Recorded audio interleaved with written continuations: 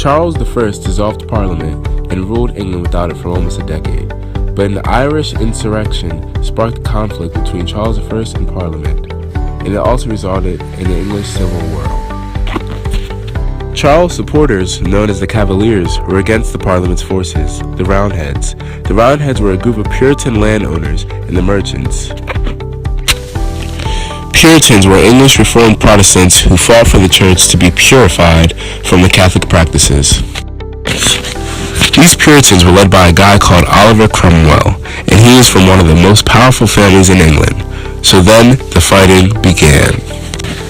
The First War was settled with Oliver Cromwell's victory over the parliamentary forces at the 1645 Battle of Naseby. During the second phase, Charles I was defeated at the Battle of Preston, and in 1649 he was tied and beheaded by the Parliament. His execution shocked Europe because a king was executed by his own subjects. Then Charles' son, Charles II, formed an army of English and Scottish royalists which made Cromwell invade Scotland in 1650. The following year, Cromwell shattered the remaining royalist forces and ended civil war, though Charles II eventually ascended to the throne in 1660, but we'll talk about him later.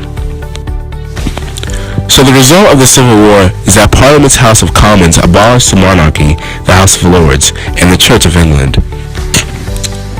England became a republic, called the Commonwealth, with Oliver Cromwell as its leader, which was the dude that led the Roundheads against Cavaliers. But in reality, he's not any better than Charles I. He's kind of a dictator and takes the title of Lord Protector of England, Wales, Scotland, and Ireland. He died in 1658 and passed his title to his son, and during that period, many people were tired of Puritan rule.